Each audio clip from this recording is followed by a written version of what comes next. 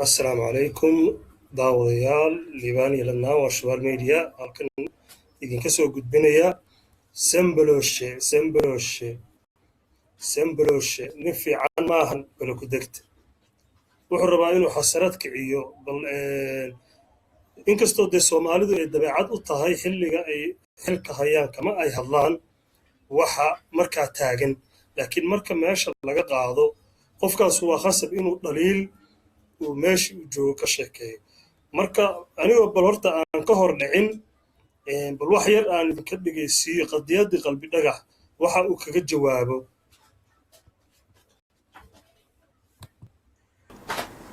من حراي aniga shakhsiyan mas-uuliyadda iskama filqaayo oo waxaan rabaa inaan qirto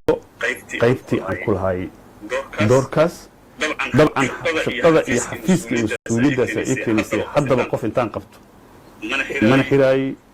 ii sheegay mana dhiibaay waxaan rabaa marka inaan fahmo horta dadka soomaaliyeed haddii uusan is-indhatirayn wuu fahmi karaa wuuna miisaami karaa sidai wax u dhaceen okay waa garanna bal sidee wax u dhaceen wuxuu ku leeyahay dadka hadday ayna iska indhatirin soomaalida waa fahmi karaa sidii wax u dhaceen annagu waxaanu ogeyn inaa qalbi dhagax lasoo qabtay weliba hay-adda markaa gacanta ku haysa adiga micnihii qalbi dhagaxna laga soo qabtay weliba gaalkacyo maxaa marka bal noogu jawaabaysaa micnihii maxaa kaga maantay kaga cudur daaranaysaa arrintaas waxaan rabaa marka aniga shakhsiyan nin oo mas-uuliyaddiisa ka gilgilanaya maaha okay waa sax shakhsiyan mas-uuliyaddayda kama gilgelinaya ayuu yidhi waa runtaas qofka haddii uu meel jooga mas-uuliyaddeeda wixii meesha ka xumaadaa sax iyo khalad isagaa lahaa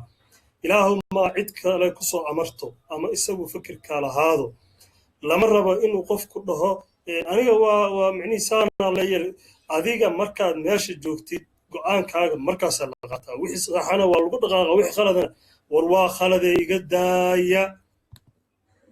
marka howlahan oo kale xasaasiga iyo xafiis xasaasigan aad ku dhex jirto go-aamo badan oo criticaala oo natiijadoodu qaldamaan iyo kuwo saxmaanba waad samaynaysaa anigu shakhsiyan waxaan rabaa in aan horta qalbi dhagaxa iyo qoyskiisii iyo ummadda soomaaliyeed iyo onlf aan ugu cudur daarto oo raaligelin buuxda oo babliga aan ka bixiyo ahey horaa loo yidhi fallaari gilgilasho kaagama harto fallaari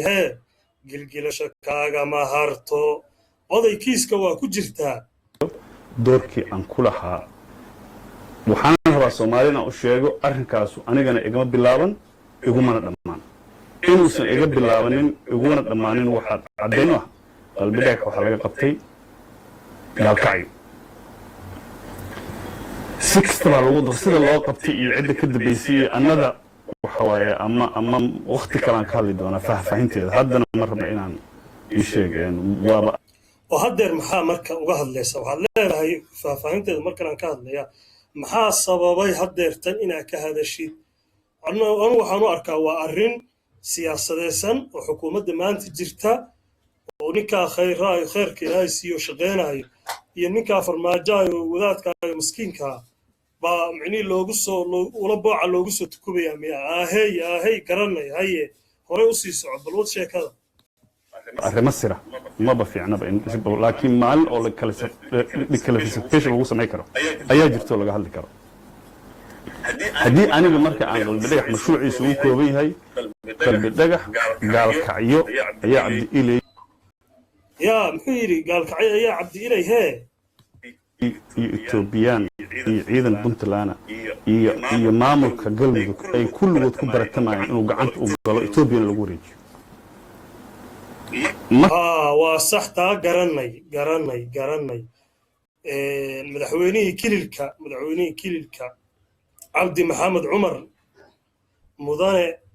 cabdi maxamed cumar iyo puntland iyo galmudug oo laba mooryaan ahaa baa u kala beratamayay buu yidhi haye garanay markaas horta gaalkacyo la joogo samboloshaa waxaan ku takrifalay waa la dhihi karay ayadoo nafteedana hadda ay tahay yani doorkan ku lahay iyo taas nafteeduna calaamad su'aal ay ka taagan tahay qalbi dhagax aniga waxaan aaminsanahay waa soo badbaadiyey bad iyo calool nibir ku jira waa ka soo baxshay xamaran keenay xamar warbal hadalka ila dhageysta warbal hadalka si fiican u dhuuxa qalbi dhagax wuxuu ku dhex jiray calool nibiri anaa soo badbaadiyey micnihii gaalkacay dadka jooga waa bahallo micnihii calool nibiri gaalkacay ka soo badbaadiyey weeyaan micnihii dadka jooga iyo xukuumadaha uu soo hadal qaado oo micnihii kililka shanaad iyo labada maamul goboleed ayay hore uga sii soco markii aan keenay horta kadib aa la diray gaalkacay lagama dirin haddii gaalkacay laga diri lahay haddii inuu dilo si raqiis bala ka dhacday muxuu yidhi gaalkacay haddii laga diri lahaa cabdi ilay inuu dilo iyo loo gato qadiyad wax oo hadda oo ka faa'iidi lahay gaalkacay in laga dhiibo ninka la yidhaahdo ii sheeg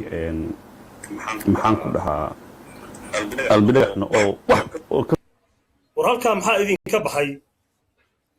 gaalkacyo haddii laga dhiibo in si raqiisa uu ku baxo wax laga faa'iidi lahaa male fiiriya wax laga faa'iidi lahaa male micnihii gaalkacyo anigoo sambaloshaa baa micnihii fikiray inaan ninka halkaa kasoo afduubo laysoo wareejiyo oo aan micnihii faa'iido badan halkaa aan ka helno annagu inaan ka faa'iidno dhiibistiisa annaga inay magac noo lahaato iyo faa'iido fiiriyaa ujeedka hadalka siduu u dhigayo balad ku deegta haye hore u soco ka faa'iida lahayn anigu hadda ma og waxaa kuu soo haray dadaa leh waa mu'aamaraad oo waxaas sareemgaraynaya wax mu'aamaraad la yidhaahdo oo aniga aan samaynayn wallaahi billaahi talaan si jira waxaan shil ayuu ahaa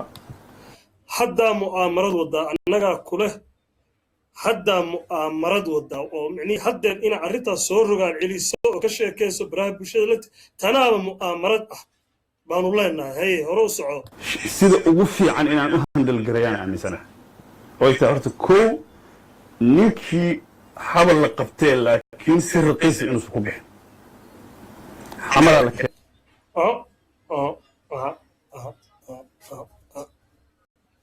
habal la qabtee inuusan si raqiisa ku bixin guri ba'ay ninku dheeman buuba ahaaba show dheeman la doondoonayo haye keenay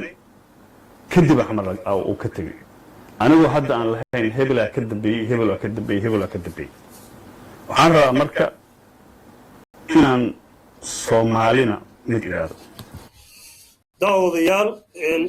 qaybta xigtaanu si fiican uga shaqayn doon micnihii waraysi buuxa idinka siin doonaa waanu idin salaamaynaa wixii fikirkiina commentiga noogu reeba